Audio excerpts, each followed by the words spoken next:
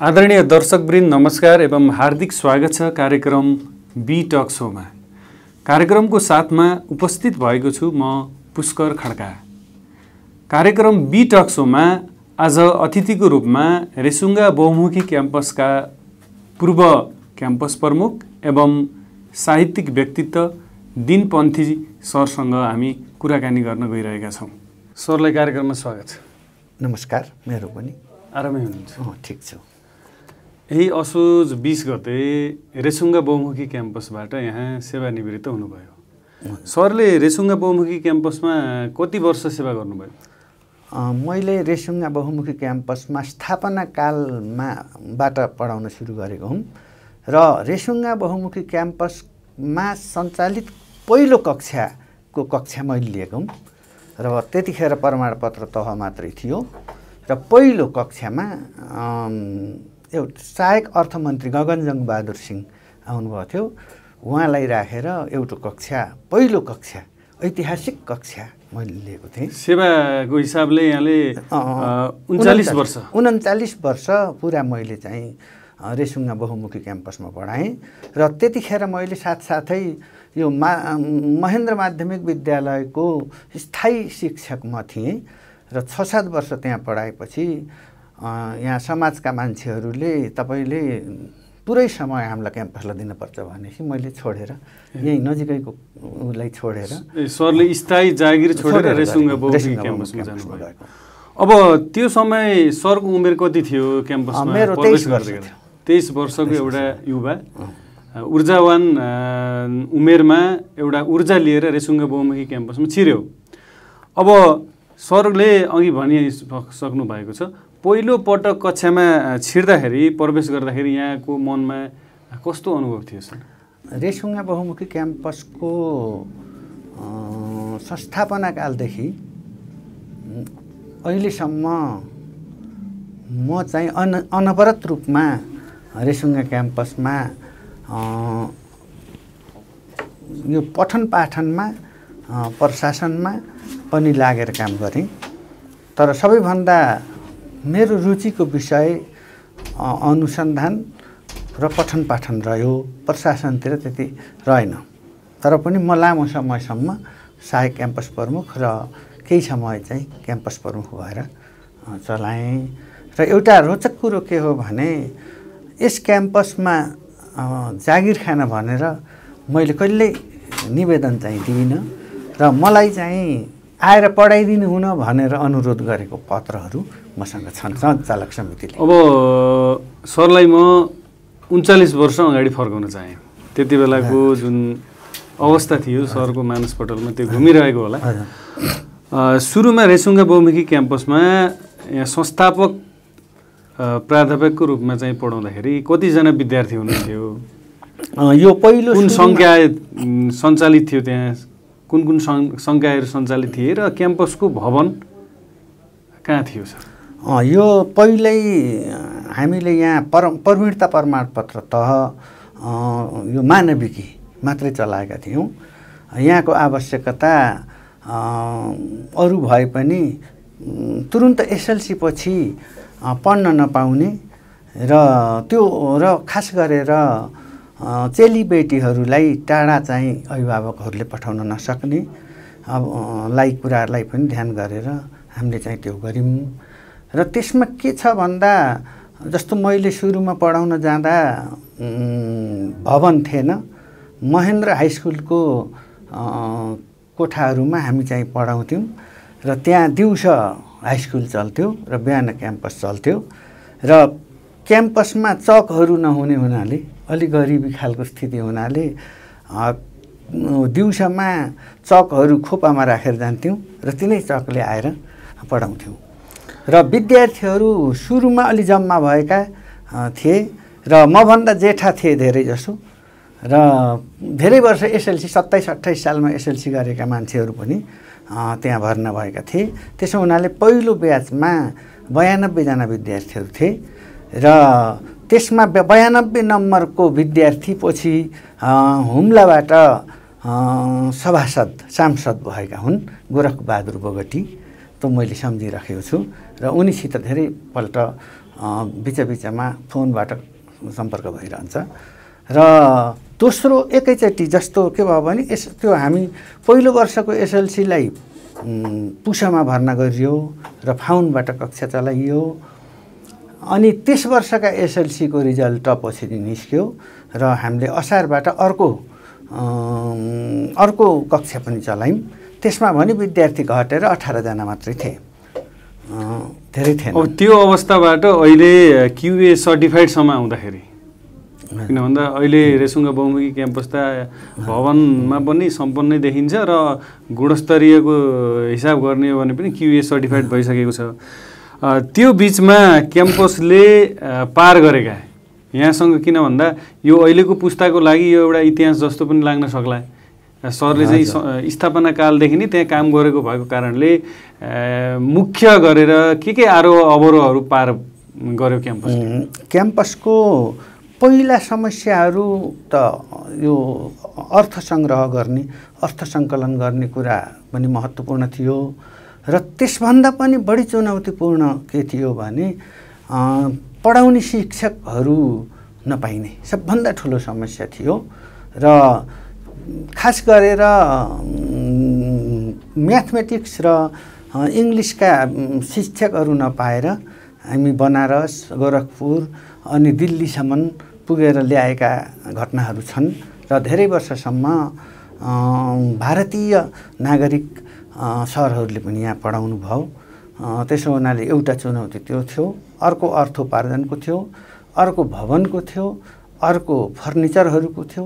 तर अहिले भन्दा त्यतिखेर जनसमर्थन बढी प्राप्त हुन्थ्यो र त्यतिखेर चाहिँ उत्साह बढी थियो, उत्साह शक्ति त्यतिखेर बढी थियो। अहिले उत्साह शक्ति छैन। र त्यतिखेर यहाँ तमघासका ठुला ठुला साहुहरूका छोराछोरीहरूले पनि रेसुङ्गा बहुमुखी क्याम्पसमा पढेका छन्, जबकि अहिले त्यति छैनन्। र अहिले धनाढ्यहरूले रेसुङ्गा क्याम्पसमा पढाउन छोडे, बाहिर आफ्ना छोराछोरीहरूलाई गुल्मीभन्दा बाहिर राखेको, त्यो ट्रेन अलि चलिरहेको छ। अब त्यति बेलाको समुदायको सपोर्ट र अहिलेको त फरक नै रह्यो। यो प्राज्ञिक अनुभव यहाँलाई कस्तो रह्यो त्यो समय र अहिले? त्यस बेलामा मैले भन्छु जस्तो अँध्यारोमा बत्ती बाल्दा उज्यालो हुन्छ, तर उज्यालोमा बत्ती बाल्दा उज्यालै हुने हो। मलाई के लाग्छ भने हामीले जे काम गऱ्यौँ त्यतिखेर हामीले जस्तो दियो सल्कायौँ त्यो चाहिँ अँध्यारोमा थियो। अँध्यारोमा सल्काएको धेरै यति लाइट पनि महत्त्वपूर्ण हुन्छ, भिरा खस्नबाट जोगाउन सक्छ। तर उज्यालोमा घाम लागेका बेला लाइट बालेर हिँड्नु अलिकति अनुपयुक्त हुन्छ। अहिले उज्यालो भएको र शैक्षिक हिसाबले त्यतिखेर अँध्यारो थियो। त्यसो हुनाले अँध्यारो बेलामा यहाँ चाहिँ शिक्षाको अवसर नभएका बेलामा त्यो चाहिँ सबैले सहयोग, यहाँ क्याम्पस भयो भने त धेरै राम्रो हुन्छ, हाम्रा छोराछोरीहरूले यहीँ पढ्छन्, खर्च पनि कम लाग्छ भनेर सबैको सद्भाव र सहयोग बढी थियो। अहिले सद्भाव र सद्भाव कम छ। अब सहयोग त पछि हामीले पूजा गर्दा पनि यहाँबाट पर्याप्त मात्रामा उठ्यो र अघि पछि पनि भइरहेको छ, आर्थिक सहयोग भइरहेको छ। तर सद्भाव अलिक कम भएको, समाजको वास्ता कम भएको अहिले मैले अनुभव गरेको छु। अब यहाँको 39 वर्षसम्म लामो सेवा गरिरहँदाखेरि रेसुङ्गा बहुमुखी क्याम्पसमा छोटो रूपमा भन्दाखेरि यहाँको चाहिँ प्राज्ञिक अनुभवको निचोड के हो सर? अब यसमा म के कुरा गर्न चाहन्छु भने वास्तवमा अहिले जस्तो हामी जागिरे हैसियतबाट त्यहाँ पसेका होइनौँ। समाज सेवा र शिक्षा सेवाको एउटा ऐतिहासिक अवसर देखेर रेसुङ्गा क्याम्पसका संस्थापकहरू बन्न पाइन्छ भन्ने एउटा ऐतिहासिक महत्त्वको अवसर देखेर हामी त्यता लागेका हौँ। र त्यही मैले पहिले भनिसकेँ, अहिलेसम्म मैले निवेदन दिएर म प्राध्यापक भएर निवृत्त भएँ। तर म कुनै पनि बढुवा हुनका लागि वा नियुक्ति हुनका लागि निवेदन लेखेको छैन र मलाई तपाईँलाई यहाँ आएर पढाउन अनुरोध गरिन्छ भन्ने पत्रबाट पठाएको। त्यसो हुनाले यो अलिकता फरक थियो त्यतिखेर, किनभने त्यतिखेर मान्छे नपाइने अवस्था थियो र हामी जस्ता अब स्थानीय मान्छेहरू जसले केही त्याग गरेर पनि आउन सक्छन्, केही तलब नखाएर पनि पढाउन सक्छन्, केही समय त हामीले एकदमै नगण्य तलब खाएर पढाएका हाई स्कुलका मास्टर हुनाले त्यो चाहिँ गरेका हौँ। त्यसपछि अर्को कुरा मैले हिजो चाहिँ मनोनिवृत्त हुँदा अब सरले मैले बिचमै रोकेँ, एउटा निजामती क्षेत्रमा लाग्नु भएको भएदेखि अथवा सरकारी शिक्षककै रूपमा पनि निरन्तर लाग्नु भएको भएदेखि यहाँसँग अन्य कुराहरू पनि रहन्थे होला, यहाँ आर्थिक रूपले अथवा अन्य रूपले पनि माथि जाने अवस्था हुन्थ्यो होला। यो प्राध्यापन क्षेत्रमा यति लामो समयसम्म सेवा गर्दाखेरि यहाँले कमाएको सम्पत्ति के हो सर? मैले जस्तो यो कुरा एकदमै जायज हो, किनभने स्थायी शिक्षकको रूपमा म चाहिँ शिक्षा सेवा आयोगबाट निक्लेर अनि 7-8 वर्षसम्म पढाएँ र त्यो पनि आफ्नै ठाउँको हाई स्कुलमा आफ्नै घर नजिकै पढाएँ र त्यसबाट म अहिले फर्स्ट क्लास भएर रिटायर्ड हुन्थेँ र त्यसमा अरू त मैले क्याम्पसमा पनि तलब नखाइकन पढाइनँ। सहायक प्राध्यापकबाट उपप्राध्यापक, सहप्राध्यापक र प्राध्यापक समेत भएर निस्केँ। त्यसमा जति हाम्रो नियमावलीमा उल्लेख भएको छ त्यो सुविधा बाहेक मैले अरू केही पाएको छैन र पेन्सन पाउँथे त्यही हो। तर मेरो त्यो पेन्सनभन्दा ठुलो के छ भने एउटा त यो एस प्राप्त हुन्न, त हाई स्कुलमा अरूले खोलेको हाई स्कुलमा पढाएर, सरकारी हाई स्कुलमा पढाएर यो एस प्राप्त हुन सक्दैन थियो। यो ऐतिहासिक अवसर मैले पाउन सक्दिनथेँ र आज मेरो विद्यार्थीहरू जुन अब सचिव रामप्रसाद घिमिरे मेरो विद्यार्थी हुनुहुन्छ, अहिले सचिव हुनुहुन्छ र विभिन्न सिंहदरबारतिर जाँदा होस् वा अमेरिका जाँदा होस् वा कहीँ गए पनि मेरा विद्यार्थीहरूले चाहिँ मलाई राम्रो गर्छन् र मेरो अनुभव के छ भने मैले 39 हिजो पनि म विदाईको समारोहमा पनि भनेको थिएँ, 39 वर्षसम्म पढाउँदा कुनै पनि विद्यार्थीले सरले नराम्रो पढाउन भनेन, सरले नराम्रो कुरा गर्न भनेन, सबैले प्रशंसा गरे। अलिक क्रान्तिकारी किसिमबाट समाजलाई सुधार गर्नुपर्छ भन्ने किसिमबाट शिक्षा भनेको केवल यो जागिर खानको लागि मात्रै होइन भनेर मैले पढाएँ। पेट पाल्नको लागि मात्रै शिक्षा आवश्यक पर्दैन, किनभने पेट त चरामुसाले पनि पाल्छन् भन्ने खालको एउटा उनीहरूलाई एउटा छुट्टै खालको उत्साहित गर्ने खालको शिक्षा मैले दिएँ र मैले पढाएका विद्यार्थीहरू जहिले पनि 90% भन्दा कममा पास भएनन्। र एउटा के उत्प्रेरणाबाट हामी क्याम्पस खोल्न गयौँ भने यो जीवन चाहिँ असाध्यै अस्थिर छ। आज हामी छौँ, भोलि रहन्नौँ, तर हामी अस्थिर जुन जीवन छ हाम्रो अस्थिर जीवनबाट हामीले स्थिर कीर्ति, स्थिर यश, अस्थायी जीवनबाट स्थायी किसिमको एउटा नाम, एउटा इज्जत र त्यस्तो प्राप्त गर्न सकिन्छ भन्ने कुराबाट प्रेरित भएर हामी यो सेवामा लागेका हौँ र यसबाट मैले क्याम्पसबाट पनि धेरै कुरा पाएँ।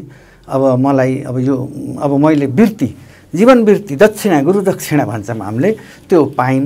अनि चाहिँ अब त्यहाँ अवसरले मलाई अब अनुसन्धान गर्ने, नेपाल एकाडेमीमा गएर विद्वत वृत्ति प्राप्त गर्ने अनि साहित्य सिर्जना गर्ने, धेरै विद्यार्थीहरूको गुरु पद पाउने हैन, यस्तो मलाई अवसर दियो र प्रखर हुने, आफ्नो विषयवस्तुमा प्रखर हुने अनि चिनिने, क्याम्पसका सर भनेर धेरै पहिलेदेखि सम्मान गर्ने, त्यस्तो किसिमको अवसर मलाई क्याम्पसले दियो र हामीले पनि क्याम्पसलाई केही गऱ्यौँ। एउटा ऐतिहासिक अवसरमा एउटा चाहिँ ऐतिहासिक काम गऱ्यौँ र अँध्यारोमा बत्ती बाल्यौँ जस्तो लाग्छ मलाई त। अब यो धेरै व्यक्तिहरूलाई यहाँले शिक्षित बनाउनु भयो, शिक्षारूपी उज्यालो प्रकाश दिनुभयो। यो शिक्षाले अहिलेको मानिसको यो जीवन उपयोगितासँग कतिको तालमेल लिइरहेको छ? मैले यसमा चाहिँ के कुरा गर्न चाहन्छु भने यो शिक्षाको कस्तो हुन्छ भने हामीले यहाँ जुन शिक्षा दिन खोज्यौँ नि त्यो 39 सालको आवश्यकताबाट थियो र पछि त बदलिँदै जानुपर्छ। मान्छे बाँच्नु भनेको पनि बदलिनु हो, कुनै पुरा संस्था बाँच्नु भनेको पनि बदलिनु हो। जस्तो म 39 वर्ष पहिले जस्तो त छैन होइन, ढुङ्गा पनि रेखी मात्रै बसेका थिएँ म क्याम्पसमा आउँदा, तर निस्कँदा म फुलेर निस्केँ किनभने बाँचेपछि बदलिनुपर्छ, संस्था पनि बचाउने हो भने बदल्नुपर्छ, नबदल्ने हो भने कुनै पनि यो परिवर्तनशील यो चाहिँ संसारमा कुनै पनि नबदलिकन बाँच्न सक्दैन। त्यसो हुनाले हामीले 39 सालमा पढाएका कुनै पनि विद्यार्थीहरू गोरु चराएर बसेका छैनन्। सम्पूर्ण राम्रै कि राजनीतिक तहमा कि अब यो शैक्षिक तहमा कि चाहिँ प्रशासनिक तहहरूमा कि चाहिँ अरू राम्रै क्षेत्रहरूमा गएर काम गरेका छन्। अब त्यही उतिखेर पढाएका अब सचिवहरू अब यो एआइजीसम्म, अनि सहसचिव त कति हो कति होइन सबै। अनि त्यही क्याम्पसमा पनि अब सञ्चालक समितिमा बसेर काम हामीलाई रुलिङ गर्ने भनौँ न, सञ्चालक समितिमा म शिक्षक त्यहाँ हुन्जेन त मेरा सञ्चालक समितिमा बस्नेहरू पनि धेरैजसो मेरो विद्यार्थीहरू रहेका। अनि त्यहाँ पढाउने टिचरहरू, कर्मचारीहरू, उपप्रशासकदेखि अब सहायक क्याम्पससिप भएका मान्छेहरू पनि अब क्याम्पससिप बन्नेसम्मका पनि मैले पढाएका विद्यार्थी हुनु। र अन्त पनि कुनै पनि हेडमास्टर यो जस्तो धेरैजसो यो पश्चिमतिर हाम्रो पुरानो 3 नम्बरतिर जाँदाखेरि मैले पढाएका विद्यार्थी नभएको कुनै पनि हो छैन। र अहिले पनि यहीँका पनि प्रेम भण्डारी रेसुङ्गाको मेरो विद्यार्थी हुनुहुन्छ, दोर विक्रम श्रीष मेरो विद्यार्थी हुनुहुन्छ, र धेरैजसोमा अब श्री भलामी पनि मेरो विद्यार्थी हुनुहुन्छ। सबै चाहिँ मैले कुनै दिन पढाएको थोरै धेरै त्यस्तो चाहिँ छ। त्यसो हुनाले मलाई त मैले पढाएका विद्यार्थीहरू अत्यन्त त्यस्तो सोच्न पर्ने अवस्थामा छैनन्। तर अब के छ भने सबैले सबै ठाउँ त्यस्तै शिक्षा दिन चाहिँ हुँदैन।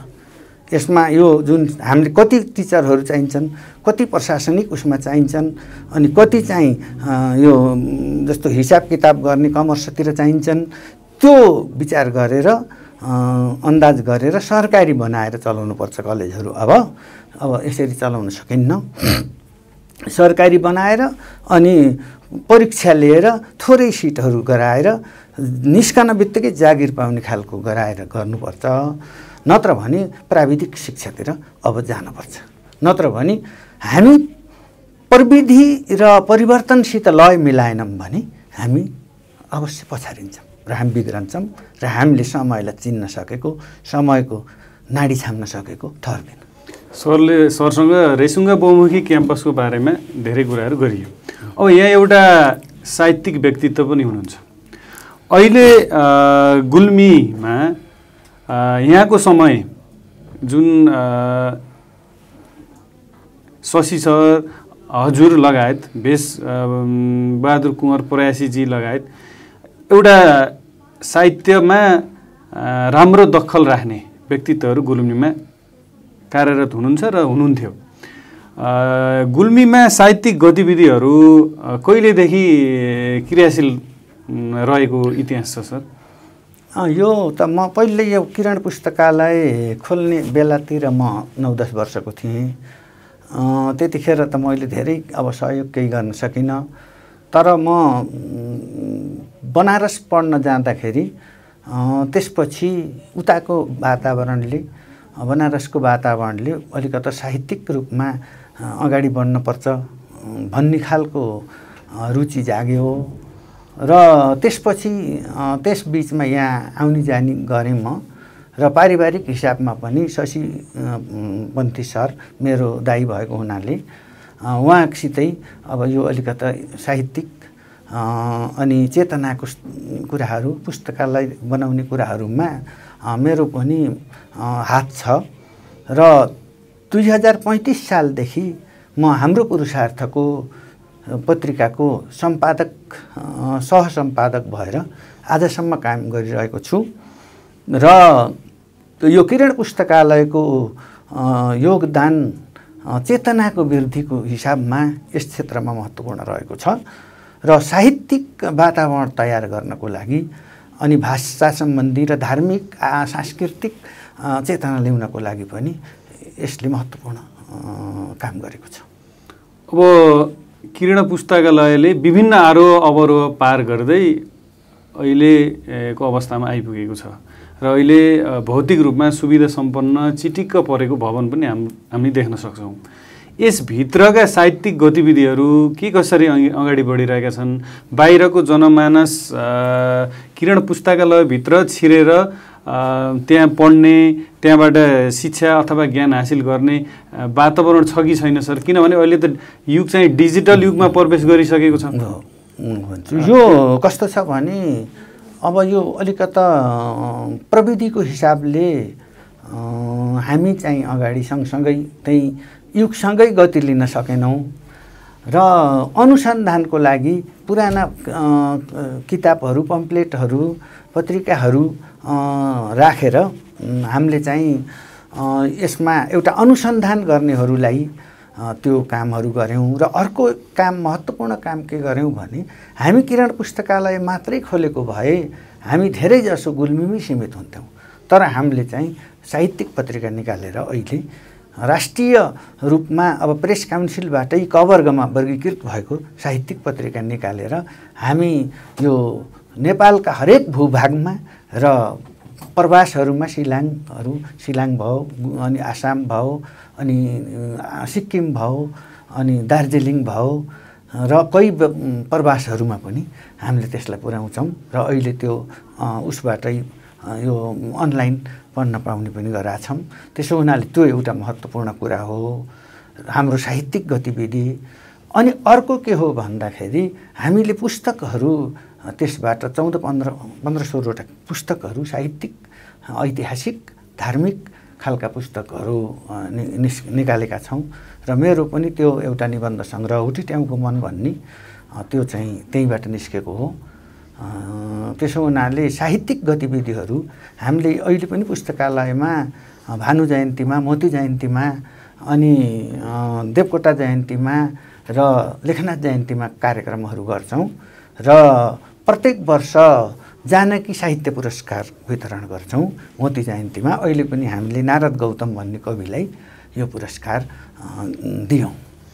पछिल्लो समयमा गुल्मीमा साहित्यिक गतिविधिहरूमा के कसरी अगाडि बढिरहेका छन्? साहित्यलाई अगाडि बढाउनको लागि यहाँ कुनै सङ्घ सङ्गठनहरू र त्यति धेरै कार्यक्रमहरू भएको त देखिँदैन। कुनै अवसर र जयन्ती बाहेक अन्य समयमा यहाँको साहित्य क्षेत्रलाई अगाडि बढाउनको लागि के कस्ता गतिविधिहरू भइरहेका छन्? अब यो त त्यसरी धेरै गतिविधिहरू यहाँ भएका छैनन्, तर गुल्मीको माटोमा जन्मेका मान्छेहरू जो अवसरको कमीले गर्दा यहाँ बस्न नसक्ने, उनीहरू बुटौलमा, काठमाडौँमा र विदेशमा पनि गएर बसेका छन्। हो त्यस्ताहरूले निकै राम्रो गरेका छन्। यहाँ मैले केही नाम दिउँ, एउटा रामप्रसाद गेवाली, डाक्टर रामप्रसाद गेवाली, उनी चाहिँ असाध्यै राम्रो प्रखर यो छन्दबद्ध कविता लेख्ने, महाकाव्य लेखेका त्यस्ता व्यक्ति पनि यहीँका हुन्। अनि एउटा जीवित खड्का मगर भन्ने बलिथुमका छन् जो अहिले प्रवासतिर छन्, तर नेपालका यिनै गिने चित्रकारमध्ये पर्छन् र कवि पनि हुन्, असाध्यै राम्रा कविता लेख्ने कवि पनि हुन्। अरू अब सुबसेन, अनि अब यहाँका रामप्रसाद पन्त हामीले यहाँ पुरस्कृत पनि गऱ्यौँ जस्ता विशिष्ट साहित्यकारहरू, कृष्ण गौतम, अनि यस्ता डाक्टर टीकाराम पन्थी पहिल्यै, र पुरानो जमानाका पनि धुरकोटका उमानाथ पन्थी, अनि भीमकान्त पन्थी, अब यहाँ शोभाखर शर्मा गेवाली जस्ता, र पहिले गुल्मी एक हुँदाखेरि दजिराम मरासिनी, मोदनाथ पर्सित जस्ता कविहरू, साहित्यकारहरू यहाँ जन्मेका हुन्। गुल्मीबाट एउटा पत्रिका, साप्ताहिक पत्रिका निकाल्नको लागि पनि एउटा अप्ठ्यारो अवस्था छ। तर तपाईँहरूले यो जुन किरण पुस्तकालयबाट हाम्रो पुरुषार्थ भन्ने अङ्क प्रकाशित गर्दै आउनुभएको छ, यो प्रकाशन गर्नको लागि के कस्ता जटिलताहरू छन् अहिले? यसका लागि त साह्रै ठुला जटिलताहरू छन्। पहिल्यै यहाँ अब हामीले अर्धवार्षिक निकाल्थ्यौँ, त्यतिखेर के जटिलता थियो भने छाप्ने ठाउँ थिएन। यहाँ बनारस गएर, काठमाडौँ गएर छापेर लिएर आउने चुनौती थियो। अहिले छापाखानाहरू यहाँ छन्, अलि सजिलो छ। पैसा मात्रै जुटाउन पर्ने कुराहरू छ, आर्थिक कुराहरू जुटाउनलाई असाध्यै गाह्रो छ। अब सरको म व्यक्तिगत साहित्यिक कृतिहरू, यहाँले आफ्नो यति लामो प्राज्ञिक जीवनको दौरानमा व्यक्तिगत रूपमा यहाँले साहित्यिक कृतिहरू लेखनहरू आफ्नो विषयसँग सम्बन्धित र अन्य साहित्यिक सिर्जनाहरू के कति गर्नुभयो सर? मैले यो पत्र पत्रिकाहरूमा त मेरो धेरै रचनाहरू प्रकाशित छन्। खास गरेर स्मरणहरू अनि निबन्धहरू, प्रबन्धहरू, समीक्षाहरू, भाषा सम्बन्धी, धर्म सम्बन्धी, संस्कृति सम्बन्धी, इतिहास सम्बन्धी विषयहरू मैले पत्र पत्रिकाहरूमा लेखेका थुप्रै छन्। र व्यावसायिक जस्तो मैले यो एउटा परिचयात्मक नेपाली व्याकरण भन्ने धेरै पहिल्यै 48 सालमा, आजभन्दा धेरै पहिल्यै त्यो चाहिँ लेखेको थिएँ र त्यो प्रकाशित मेघालयबाट भएको थियो। र त्यसपछि मैले एकाडेमीमा काम गर्दा त्यसमा एउटा पाल्पा गुल्मेली उपभाषिका, यो गुल्मी र पाल्पामा बोल्ने नेपाली भाषाको स्वरूप कस्तो छ भन्नेमा मैले रिसर्च गरेर एउटा वृत्तिमा, एउटा चाहिँ त्यहाँको विद्वत वृत्तिमा मैले गरेका थिएँ। त्यो पुस्तक प्रकाशित भएको छ, पाल्पा गुल्मेली उपभाषिका, र धेरैले खोज्छन् र अहिले त्यो बिक्री पनि गर्न नसकिने अवस्थामा पुगेको छ। त्यसपछि मैले मेरो प्रकाशित चाहिँ हुटिट्याउँको मन भन्ने निबन्ध सङ्ग्रह छ, त्यो चाहिँ अहिले करेन्ट छ र अहिले त्यसको अनलाइन यो नेपाल नाम्चा भन्नेले निरन्तर रूपमा दिइरहेको छ। त्यो हुन्। र हुटिट्याउँको मन केसँग सम्बन्धित कृति हो सर? निबन्ध तर सारभूत छोटा निबन्धहरू। त्यसमा एउटा मात्र नभएर धेरै निबन्धहरू सङ्ग्रह। एउटा चाहिँ हुटिट्याउँको मन भन्ने शीर्षक छ त्यसमा। त्यो शीर्षकको बारेमा यो मैले खास गरेर कस्तो हो भने यो अलि विचित्रको शीर्षक राख्न खोजेको हो। एउटा चरा हुटिट्याउँ भन्ने, जसका खुट्टा लामा हुन्छन् र त्यो खोलाको किनारमा बस्छ र त्यसको एउटा कस्तो भने त्यो जब विश्राम गर्न थाल्छ त्यसले खुट्टाउँको चाहिँ फर्काउँछ। कारण के हो थाहा छैन, तर मान्छेहरूले के भन्छन् भने हुटिट्याउँले आकाश झर्छ भन्ने डर हुन्छ, आकाश झर्यो भने थामौँला भनेर त्यसले खुट्टाउँको राखेको हुन्छ भन्ने चाहिँ भन्छन्। त्यो चाहिँ किम्वदन्तीलाई आधार मानेर यो मैले लेखेको। तर यसको सन्देश चाहिँ वातावरण संरक्षण हो र मान्छे मात्रै बाँचेर हुँदैन, यसमा वातावरणमा हरेक प्राणीहरू, हरेक जीवहरू पनि हाम्रो पृथ्वीमा बास गर्छन् भन्ने सोचेर मान्छे चल्नुपर्छ भन्ने सन्देश मैले त्यहाँ दिन खोजेको। अब यो नेपाली भाषासँग सम्बन्धित आदि महाकवि भनेर चिनिने उदयनारायण अर्याल, भानुभक्त आचार्य हुँदै अहिले विभिन्न युवाहरू पनि जन्मिनु भएको छ। तर पछिल्लो समयमा यो लेखन साहित्यभन्दा बढी रङ्गमञ्च अभिनयतर्फ मानिसहरूको यो बढी आकर्षण भएको देखिन्छ सर। यसको कारण के होला? यसको कारण के हो भने यो यस्तो भनिन्छ, यो शास्त्रभन्दा काव्य चाहिँ कोही शास्त्र भन्दै गरेका छन् भने, कोही पुराण सुराण भन्दै गरेका छन् भने त्योभन्दा रोचक चाहिँ कविता भन्ने ठाउँ हुन्छ। कवितातिर जान्छ मान्छे। र उता गीत गाउँदैछन् भने त्यो चाहिँ त्यो कविता भनेको छोडेर गीततिर जान्छ। त्यो स्वभाव हो मान्छेको। अनि गीत गाउँदै गरेको ठाउँलाई छोडेर कतै नाटक हुँदै गरेको, रङ्गमञ्चहरू देखाइँदै गरेको, हास्य व्यङ्ग्यहरू गर्दै गरेको ठाउँतिर मान्छेको यो स्वभाव हो। तर कस्तो हुन्छ भने रङ्गमञ्चहरू भन्दा पनि यो लिखित साहित्य धेरै चिरस्थायी हुन्छ। रङ्गमञ्च पनि नलेखिकन चाहिँ हुँदैन, पत्रकारिता पनि नलेखिकन हुँदैन हैन। त्यसो हुनाले जुनसुकै हामीले पत्रकारिता गर्छौँ त्यसमा लेखाइको कुरा आउँछ, बोलाइको कुरा आउँछ। अनि त्यसमा पनि रङ्गमञ्च पनि अब लेख्नै पर्छ नाटकहरू। तर यो स्वभाव हो, मनुष्य स्वभावलाई परिवर्तन गर्न सकिन्न। तर त्यसमा पनि रोचक बनाउने खालको कुराहरू हुनुपर्छ। रोचक भएन भने साहित्य कसैले पढ्दैनन्। साहित्य पढ्ने भनेको के हो भने साहित्य भनेको समाजको हित गर्नेलाई भनिन्छ। सहित भनेको हो समाजको हित जसले गर्छ त्यसलाई साहित्य भनिन्छ। र साहित्यले समाजको हित कसरी गर्छ भन्दाखेरि मनोरञ्जन र उपदेशद्वारा गर्छ। यसले एउटा मनोरञ्जन दिन्छ, हामीलाई आनन्द दिन्छ। अर्को कुरा यसले हामीलाई लर्निङ शिक्षा दिन्छ। त्यसो हुनाले यो गुलियो औषधि जस्तो हुनुपर्छ साहित्य। अब यो साहित्य र लेखनतर्फ लागेका व्यक्तिहरू विभिन्न समस्याहरूमा परेको देखिन्छ। जस्तै चरम आर्थिक समस्या, उनीहरूले आफ्नो जीवन उपार्जन गर्नको लागि यो चाहिँ पर्याप्त नभएको र राज्यले पनि सहयोग नगरेको। अब यस्ता साहित्य र लेखनमा लागेका व्यक्तिहरूको जीवन वृत्तिको लागि राज्य कतिको जिम्मेवार देख्नुहुन्छ? अब राज्यले खास गरेर जस्तो राज्य यो भूगोल मात्रै होइन, माटो मात्रै होइन।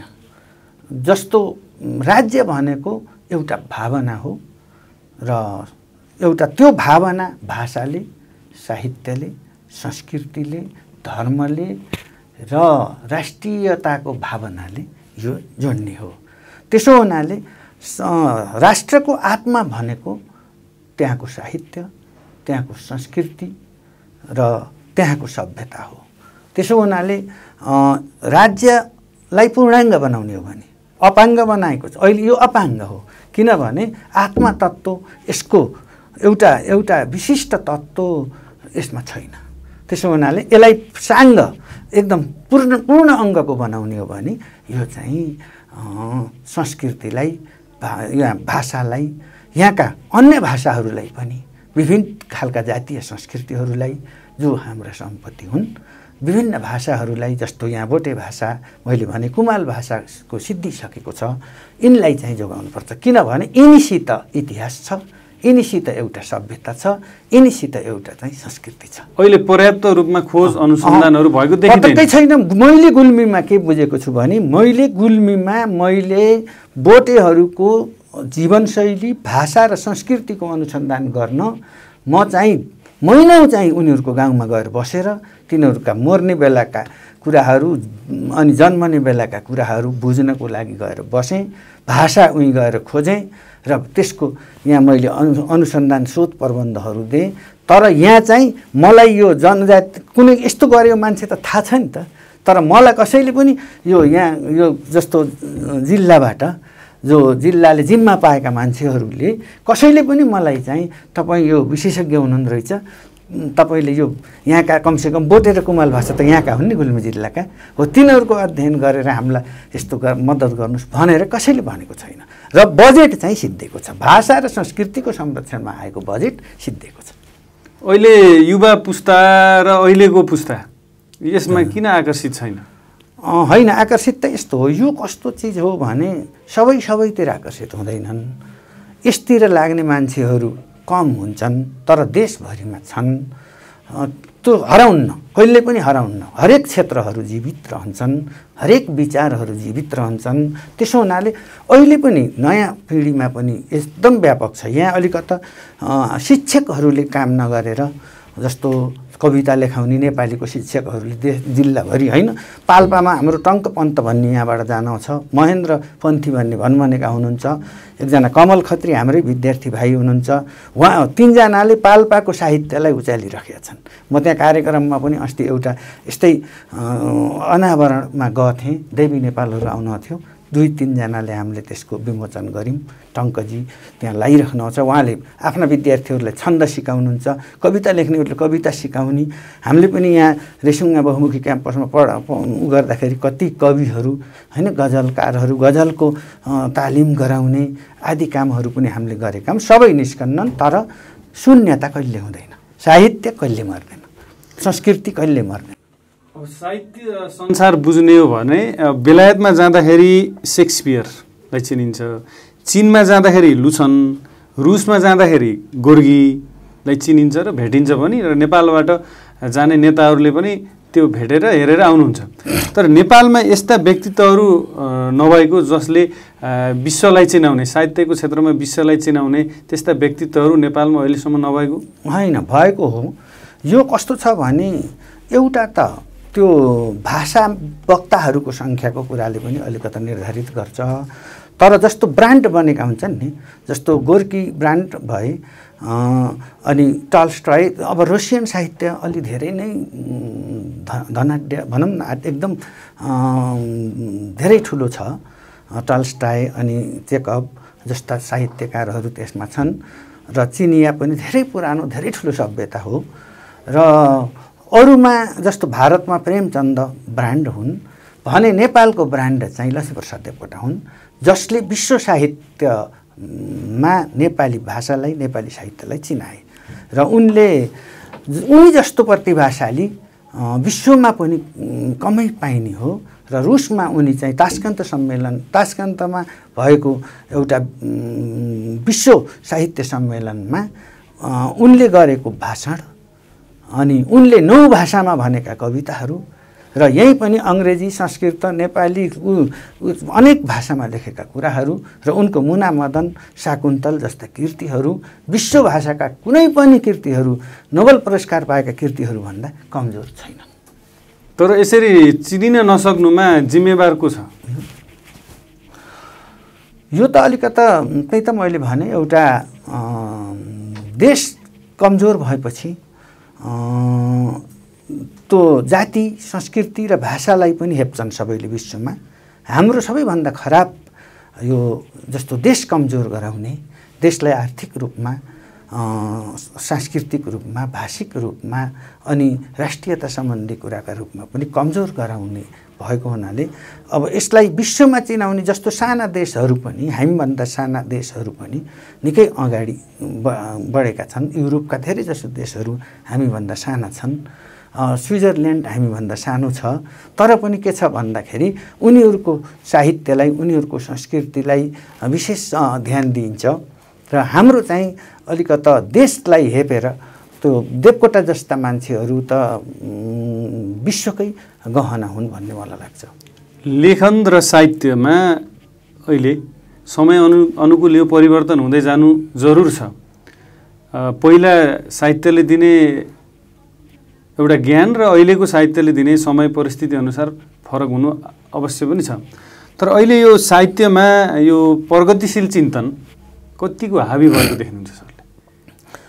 अब यो कस्तो छ भने यो प्रगतिशीलता भनेको पनि एउटा शास्त्रीय प्रगतिशीलता हो। जस्तो कार्ल मार्क्सको सिद्धान्तलाई अनुसरण गरेर लेखिएको साहित्यलाई प्रगतिशील मान्ने एउटा यस्तो भनाइ यस्तो आइरहेको छ नेपालमा पनि, अन्त पनि। तर मेरो हिसाबमा के छ भने साहित्य कहिले पनि अगतिशील हुँदैन। हरेक साहित्य प्रगतिशील हुन्छ, परिवर्तनशील हुन्छ र त्यस्तो साहित्य जसले समाजलाई बदल्न चाहन्छ र समाजलाई स्वतन्त्रता, समानता र चाहिँ एउटा स्वच्छन्दताको पक्षमा लैजान्छ, त्यो साहित्य प्रगतिशील हो। र साहित्य प्रगतिशील नै हुन्छ र हरेक राजनीतिक चिन्तनबाट पनि र वैचारिक कुराहरूबाट पनि नयाँ नयाँ कुरा जुन आउँछन्, साहित्यमा एउटा विचारको सम्प्रेषण जुन हुन्छ त्यसलाई हेरेर कुन प्रगतिशील र कुन होइन भन्ने कुरो हो।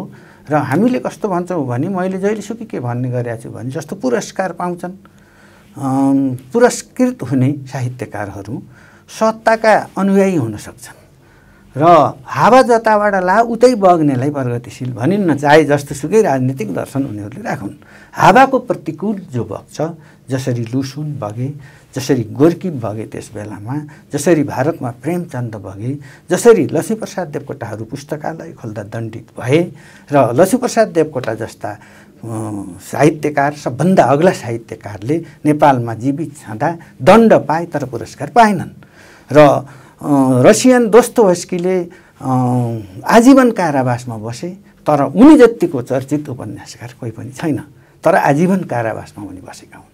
त्यसो हुनाले हावाको प्रतिकूल अनि सत्ताको प्रतिकूल बसेर जनताको पक्षमा, सत्यको पक्षमा जसले आवाज उठाउँछ त्यही प्रगतिशील हो मेरो विचारमा। त्यो वातावरण लक्ष्मीप्रसाद देवकोटाले जे भोग्नुभयो त्यो वातावरण अहिले पनि छ? अहिले त फरक छ। त्यस बेलामा पुस्तकालय खोल्दा अहिले जेल जानुपर्ने स्थिति छैन।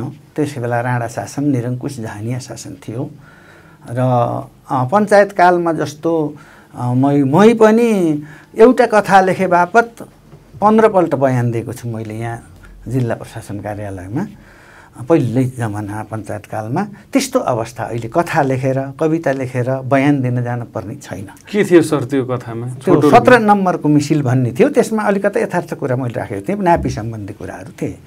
तर त्यो चाहिँ त्यस्तो अवस्था अहिले कथा लेखेर बयान दिन जानुपर्ने अवस्था छैन। अब हामी कार्यक्रमको अन्त्यतिर आइरहेका छौँ। विशेष त यहाँ 39 वर्ष लामो प्राज्ञिक जीवनको सेवानिवृत्त अवस्थामा आउनुभएको छ। अब राज्यले तपाईँ जस्ता व्यक्तित्वहरूलाई खोजीनिधि गर्ने र तपाईँहरूमा भएको दक्षता र विज्ञतालाई सदुपयोग गर्ने वातावरण देख्नुहुन्छ? अब यो कस्तो भने अब अलिकता हामीमा पनि अहङ्कार हुनसक्छ, अथवा मैले त त्यसलाई स्वाभिमान भन्छु। अलिकता अहङ्कार जस्तो राजनीति गर्नेहरूमा पनि हुनसक्छ। अब राजनीति गर्नेहरूमा पनि कस्तो हुन्छ भने पार्टी एउटै पार्टी भनेर जे गरे पनि झुक्दैन। हरेक ठाउँमा त्यो चाहिँ अब त्यसलाई लिने कुरा हुँदैन। पोलिटिक्समा त्यस्तो हुन्छ, भनेको नमान्ने, अब आफ्नै किसिमको उसमा चल्ने मान्छेहरूलाई अब समातेर लाने अवस्था अहिले छैन। किनभने विज्ञ र राष्ट्रका लागि केही गर्नुपर्छ भन्ने मान्छेले बुझेकै छैनन्। अब यो सुधार हुन्छ जस्तो लाग्छ मलाई, किनभने यो बुझ्दै जाँदा धेरै तल गएपछि तल जाने ठाउँ पनि रहन्न र धेरै माथि गएपछि पनि माथि जाने ठाउँ रहन्न, होइन? त्यसो हुनाले तल्लो पिँढीमा गएपछि अब उत्थान त हुने, पतनपछि उत्थान अवश्यम्भावी भएको हुनाले राम्रोकै हामी कामना गरौँ, होइन? त्यस्तो त होला। अब केही जस्तो मैले भाषाको विज्ञ हुँ, मलाई भाषा सम्बन्धी नै गर्ने हो, साहित्य मेरो रुचिको विषय हो, यो मेरो आफ्नो अध्ययनको विषय हो। त्यसो हुनाले त्यस्तो देहमा भाषा सम्बन्धी काम दिन पर्यो, मलाई लगेर नापी सम्बन्धी काम दिएर त भएन। त्यसो हुनाले त्यस्तो देहमा काम गर्न सकिन्छ। अब त्यो पनि होला, अवस्था आउँछ। र नभए पनि हामी मेरो चाहिँ शरीर, मेरा इन्द्रियहरू र मेरो मन ठिक रहँदासम्म चाहिँ हामी नेपाली भाषा, नेपालका भाषा र यहाँको अब अनि स्वाभिमान अनि विचार सत्यको लागि हामी चाहिँ त्यतिखेरसम्म लागिरहन्छौँ। अन्त्यमा सरले केही भन्न चाहनुहुन्छ? मैले केही भन्न छैन। मैले यहाँबाट यो म जस्तो रेसुङ्गा बहुमुखी क्याम्पसबाट धेरै वर्ष पढाएर यहाँ चाहिँ यो सेवानिवृत्त भएँ र यस बिचमा मैले हजार विद्यार्थीहरूलाई शिक्षा दिएँ र त्यो शिक्षा औपचारिक मात्रै होइन, अनौपचारिक रूपमा पनि एउटा ऊर्जा दिन खोजेर त्यहाँ मैले दिएँ र सबै विद्यार्थीहरूलाई म यहाँबाट सम्झन चाहन्छु र मलाई सबै माया गर्ने व्यक्तित्वहरूलाई यहाँबाट सम्झन चाहन्छु। र मलाई चाहिँ यो अवसर दिने खास गरेर पुष्करजी र अरू सबै साथीहरू, यहाँका यो टिभीका सबै साथीहरूलाई म प्रति आभार प्रकट गर्दछु र धन्यवाद दिन चाहन्छु। कार्यक्रम बी टक शोमा उपस्थित भई आफ्ना महत्त्वपूर्ण कुराहरू राखिदिनु भएकोमा सरलाई हार्दिक धन्यवाद। मैले पनि धन्यवाद दिएँ पुष्करजी। दर्शकवृन्दहरू, आज बी टक शोको अतिथि दिनपन्थी सरसँग गरिएको कुराकानी यहाँलाई कस्तो लाग्यो? सुझाव सल्लाह र प्रतिक्रियाको लागि बी टेलिभिजन एचडीमा दिन नभुल्नुहोला र अर्को हप्ता विविध विषयमा कुराकानी गर्नको लागि अर्को व्यक्तित्वसँग हामी उपस्थित हुनेछौँ। त्यतिन्जेलसम्मको लागि कार्यक्रम बी टक शोबाट म पुष्कर खड्का बिदा हुन चाहन्छु। हस्त, नमस्ते।